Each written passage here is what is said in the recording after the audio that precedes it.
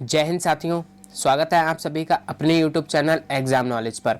आज की इस वीडियो में हम बात करने वाले हैं बिहार शिक्षक भर्ती फेज़ 2 के बारे में। साथियों, आपके फेज़ 2 की शिक्षक भर्ती के लिए आयोग के द्वारा कुछ महत्वपूर्ण बदलाव किया जा रहा है। तो आज हम बात करेंगे कि आपकी परीक्षा में क्या क्या बदलाव हो सकता है।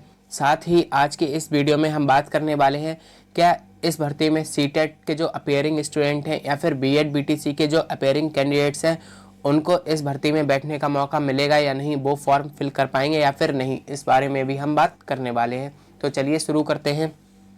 साथियों, सबसे पहले बात की जाए तो इस बार जो सूचना मिल रही है उसके अनुसार जो आपका बिहार शिक्षक भर्ती फेज़ 2 की जो भर्ती है इसमें आपके एग्ज़ाम पैटर्न में बदलाव देखने को मिल सकता है। जैसा कि आप सभी को पता है, जो आपका फेज़ 1 का एग्ज़ाम हुआ था उसमें आप सभी के दो दो एग्ज़ाम कराए गए थे, जिसमें कि आपका जो पहला एग्ज़ाम था वह लैंग्वेज से संबंधित था, यानी कि भाषा से संबंधित था, जिसमें कि आप देखेंगे कि आपसे 100 अंक के प्रश्न पूछे गए थे। और वहीं जो आपका दूसरा जो एग्ज़ाम हुआ था, सेकंड एग्ज़ाम, वो आपको आपके सब्जेक्ट से रिलेटेड मिला था, जिसमें कि आप देखेंगे कि इसी एग्ज़ाम के बाद आपकी मेरिट बनी थी। तो साथियों, जो आपका ये पहला एग्ज़ाम था लैंग्वेज वाला, यह सिर्फ आपको क्वालिफाई करना था और आपका सिलेक्शन किस बेस पर होगा वह आपका जो दूसरा एग्ज़ाम होने वाला था सब्जेक्ट वाला, जो कि 120 अंक का था, इस पर निर्धारित होना था। साथियों, दोनों ही एग्ज़ाम आपके अलग अलग दिन कराए गए थे, लेकिन इस बार आप देखेंगे कि फेज़ 2 की जो वैकेंसी है इसमें एक बड़ा बदलाव देखने को मिल रहा है। इस बार आयोग की तैयारी है कि जो आपके 2 दिन में 2 एग्ज़ाम कराए गए थे उनको एक ही एग्ज़ाम में कंबाइंड कर दिया जाए, और जो आपका इस बार जो एग्ज़ाम होने वाला है वो सिर्फ और सिर्फ एक ही एग्ज़ाम कराने की आयोग की तैयारी है, जिसमें कि आप देखेंगे कि इस बार बिहार शिक्षक भर्ती फेज़ 2 में जो आपका एग्ज़ाम होने वाला है वह एक एग्ज़ाम होगा और एक एग्ज़ाम आपका 150 अंक का होने वाला है, जिसमें आपसे 40 अंक में आप देखेंगे तो आपसे जीएस जीके पूछा जाएगा, प्लस 80 अंक का आपसे आपके सब्जेक्ट से रिलेटेड पूछा जाएगा। इसके बाद आप देखेंगे कि जो 30 प्रश्न आपसे पूछे जाएंगे यह प्रश्न आपके लैंग्वेज के होने वाले हैं, जिसमें कि 20 प्रश्न आपको हिंदी के और 10 प्रश्न आपको इंग्लिश के देखने को मिल सकते हैं। तो यह बदलाव है।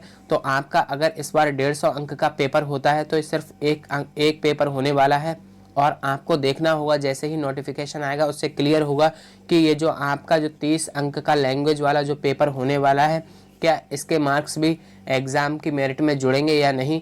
हालांकि यह जो पार्ट है आपका 30 अंक का, इसको क्वालिफाई नेचर का रखा गया है, यानी कि आपको देखेंगे तो 30 में से मिनिमम अगर आयोग रखेगा तो 30 में से दोनों ही, यानी कि जो आपके 30 अंक का हिंदी और इंग्लिश आने वाला है, यहाँ से आपको मिनिमम 10 मार्क्स लाने होंगे।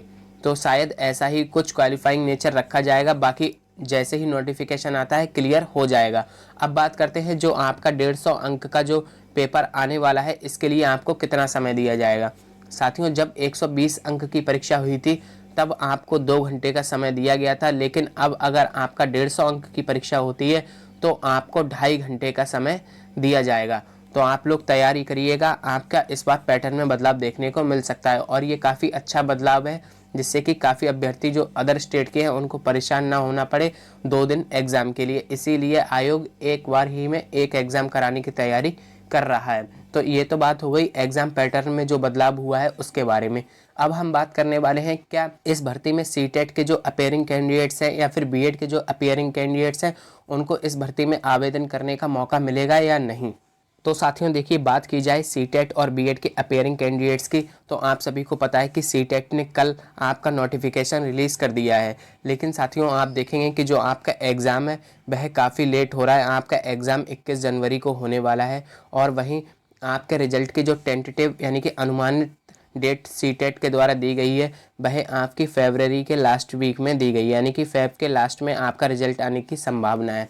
लेकिन ऐसे में जब आपने कल बिहार के जो मुख्यमंत्री हैं उनका बयान देखा होगा तो उनका कहना था कि जो आपकी ये है जो भर्ती है वह 2 महीने में उनको क्लियर करा करके ज्वाइनिंग देनी है, क्योंकि चुनाव है और चुनाव के लिए ही यह भर्ती कराई जा रही है। तो ऐसे में या तो आपका एग्ज़ाम जो 2 महीने के अंदर अंदर हो जाए और रिजल्ट भी आ जाए, जो कि ऐसा पॉसिबल नहीं है, क्योंकि अभी आप देखेंगे कि नवंबर चल रहा है और आपका एग्ज़ाम फरवरी में आएगा। रिजल्ट जो आएगा वो फरवरी में आने वाला है। ऐसे में आप देखेंगे कि आपका लगभग 4 महीने के आसपास का समय लगने वाला है। तो इतना समय तो बिहार गवर्नमेंट नहीं देने वाली है, लेकिन फिर भी अगर अभ्यर्थी मांग उठाएंगे तो ज़रूर उनको मौका मिलेगा। और बात की जाए देखिए बीएड अपीयरिंग स्टूडेंट की, तो देखिए जिनका इस बार लास्ट सेमेस्टर या लास्ट ईयर है उनको तो मौका मिल जाएगा, लेकिन जो लोग कह रहे हैं कि 2022 और 24 वालों को भी मौका मिलना चाहिए, तो साथियों देखिएगा कि अगर आप 2022 और 24 के बैच से हैं तो फिर आपका जो कंप्लीट होगा वह 2024 के लास्ट में होगा जा करके, यानी कि लगभग 2025 के आसपास। तो ऐसा पॉसिबल नहीं है कि आप लोगों को भी मौका दिया जाए, तो इन लोगों को तो मौका नहीं मिलेगा। बाकी सीटेट जो इस बार के अपीयरिंग कैंडिडेट्स हैं उनको मौका मिलना चाहिए। अगर आप लोग आवाज़ उठाएंगे तो ज़रूर आप लोगों को मौका मिलेगा। तो साथियों ये थी आपकी अपडेट। आपको यह अपडेट कैसी लगी ज़रूर बताइएगा, और वीडियो को लाइक और शेयर करके चैनल को भी सब्सक्राइब कर दीजिएगा। Thank you.